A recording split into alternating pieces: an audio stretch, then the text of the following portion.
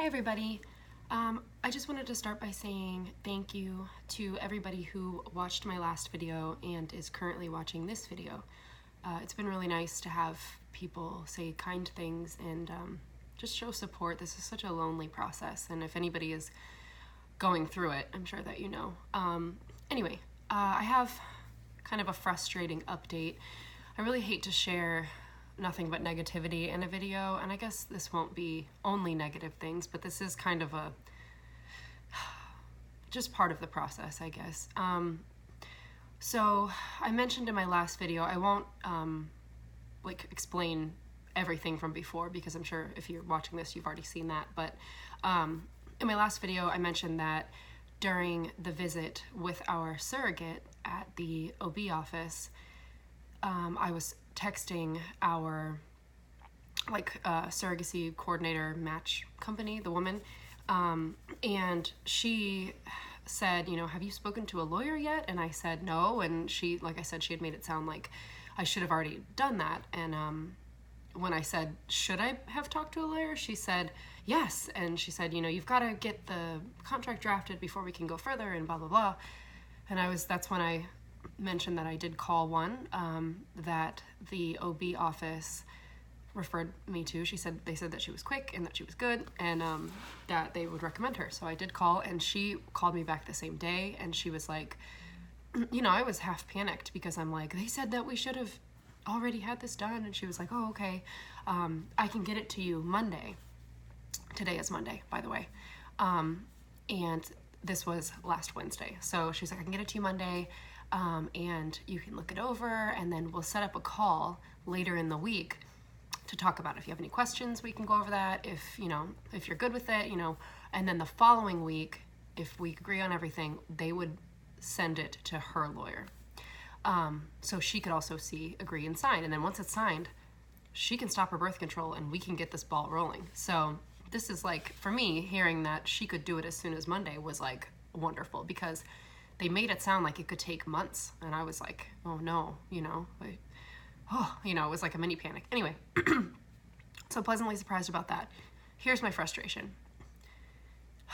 The woman from the surrogacy matcher or coordinator, whatever, has kind of been the biggest reason this has taken even as long as it has. And I'm trying not to be, I'm trying to just go with the flow, but it's frustrating when all the other parties, important parties, me and our intended surrogate, are ready, and the money's ready, and everything is good. The office is ready. Everything's good to go. She's just, for one reason or another, having a hard time getting steps completed that she's saying she's going to complete. For example, sending over the medical records.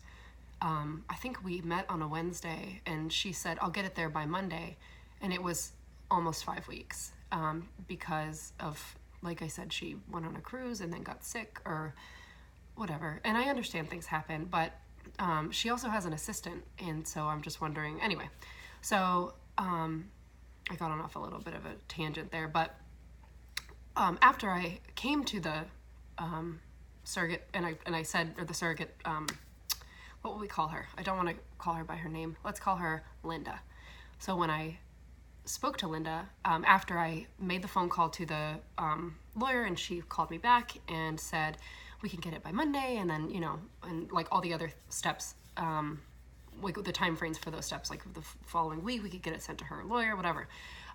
She then said to me, well, Hannah, she hasn't been cleared by psych yet, because that was kind of a next step for her, was she was going to get matched up with a psychologist, and they'd go through the litany of questions, and I was under the impression that was happening the next week, this week, because my surrogate is only available really on Wednesdays. That's when she's off during the week, so they were going to try to just make that convenient for her and have it be done on this coming Wednesday.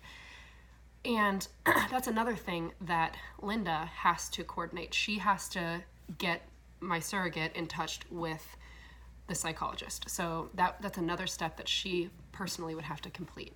And when I came to her later and said, this is going well on our end with, just like you said, with the lawyer, luckily, you know, she's willing to go quickly, and she was like, it was like hurry up and wait. She like was upset almost that it was going quicker. And so, you know, she's telling me, well, she hasn't even been cleared by psych, and we don't have her blood work back. And I'm thinking, well, I didn't think I said, but can't we do these things simultaneously? Like, you made it sound like I should have already spoken to a lawyer, and all they're doing is drafting a contract. We're not obviously signing anything. And she said, yes, you can't sign anything until it goes to her lawyer. And I'm thinking, well, we have to approve it first before ours can send it over. And so it was kind of like, she told us to be in contact with this person, and then was like all up in arms because we had, I don't know, it was strange. And then, so basically I just said, well, what do you want me to do? Like, what, did you want me to contact her? And she was like, oh, well, you know, just kind of hold tight. And I'm like, what? I don't even know what that means. Like, I don't want to be the one that everybody's waiting on. If there's a step I need to take, I want to do it. If there's a step I should have taken, I want to know that I should have taken it, and then I want to take it, you know. So anyway, another side note is when I was texting Linda in the office, when she was telling me, like, you should have contacted a lawyer, like, have you heard from them? I said, no, could you give me a name of one? And she said, yes, I'm driving, but I'll do it when I get stationary.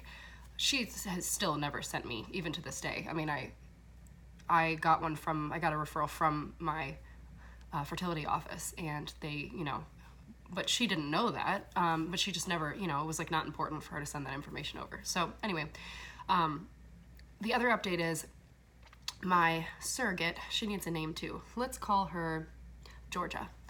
Georgia is having her visit with psych this Wednesday, so in 2 days, which is really exciting, because that's another, you know, it's another big step forward. I mean, she's pretty much cleared otherwise. So I'm hoping this goes well. I feel like it will. She's already been roughly asked all the hard questions for the most part that I can think of, and seems to be okay with them.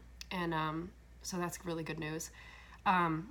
So like I said, we're kind of in a little bit of a limbo right now, because I should be receiving that contract today. We paid already. We paid for it. And I'll tell you the breakdown for that. So when you contact, well, in my state, in Florida, when you contact the lawyer that will be representing us, you pay them $2,500, which basically is enough for them to compose the draft in the contract and go over it with you and then get it sent over. So that's like what they've assigned that price to. We then pay Georgia's lawyer $1,000, which I guess is the cost of receiving and advising and whatever. And then 3 months, I believe, before the babies, whatever, are born, God willing, we will have to pay an additional $2,500, which I think is for another type of contract, if I'm not mistaken, and then $500 in court fees. So I guess at some point we'll be having a hearing, or I don't really know the specifics of that. I've heard that a couple of times. I think it's just basically like a cover your butt kind of thing, so that nobody gets weird. I don't really know. And it's unavoidable. It's not like we can choose not to use a lawyer or choose not to put this through the court system. It's very, very regulated like that.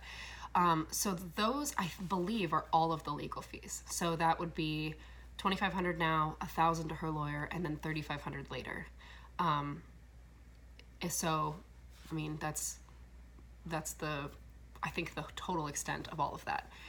The other thing is I still have not heard from the medications company, like the pharmacy, not medication company, the pharmacy, specialty pharmacy that will be sending her the medication she needs. And I can't remember if I explained it or not, but the way that was supposed to work is the fertility office sends a prescription to this pharmacy, and the pharmacy will contact me so that I can pay for them, and then they will be sending them to her, obviously, for her to take. But everything kind of bounces through us first, because we are, you know, the bank, basically, for this. I mean, that's how this is working. I think another thing that I forgot to mention the last visit that kind of came to me later that I thought was just interesting is, so Georgia, when she delivered her first baby, her first and only child, she kind of went to a like Medicaid type clinic. It was for like low income type thing. I think that was just her situation, which is fine. And she was like totally happy with it or whatever.